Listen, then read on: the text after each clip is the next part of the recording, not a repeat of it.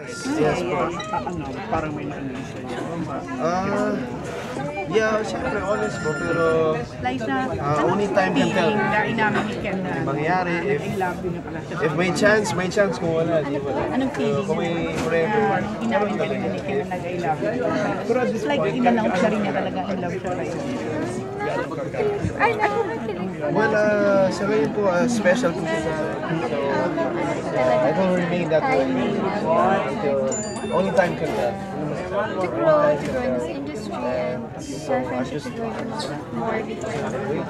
Hindi ka na nasa talk yun. Talaga lang mag-18. Control mo. Yun nga eh. Yes, mag-18.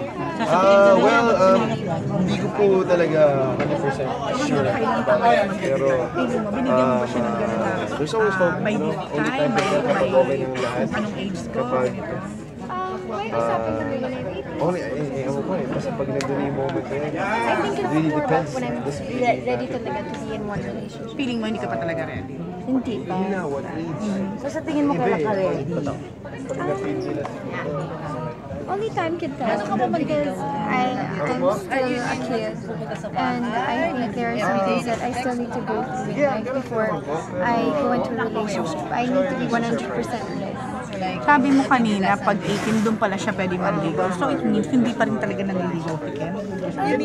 Nasa paramdam na parang ganun, but wala pa talaga yung parang nagtitake.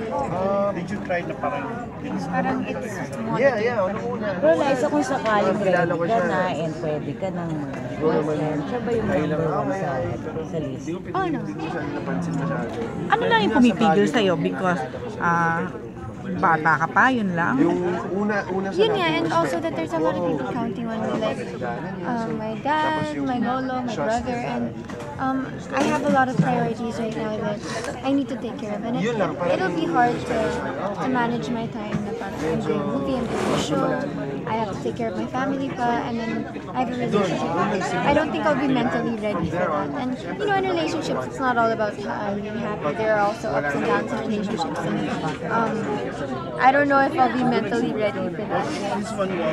Feeling mo ba malaking factor talaga yung like yung sa Forevermore, yung role nyo na nade-develop talaga kayo? Even, talaga. Nadadala kumbaga. Liza, kasi noon 'di ba inamin mo crush mo siya. So ngayon, ano talaga yung feelings? I mean, so talaga bang as in na-develop nadagdagan ba yung pagkakilala mo siya? Oh no, actually, Nag-level my up mutual na. understanding. Paano mo sinabi mo na Ito, Maureen.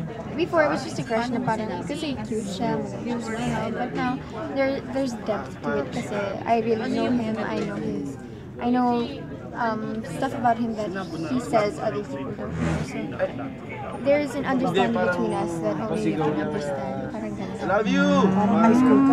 Kapag nag-debut ka sa January, siya ang Kasi sanay magiging na kami sa eksena nag-I love you. escort mo, would you say? Siya na ang magiging 18 dance mo. Pero hindi yata ako magdadebut eh. Hindi ako mag-debut. Hindi ka mag-debut. Bakit? Ayaw mo? Ayaw ko po. Talaga? Anong gusto mo? Gusto ko mag-travel abroad lang.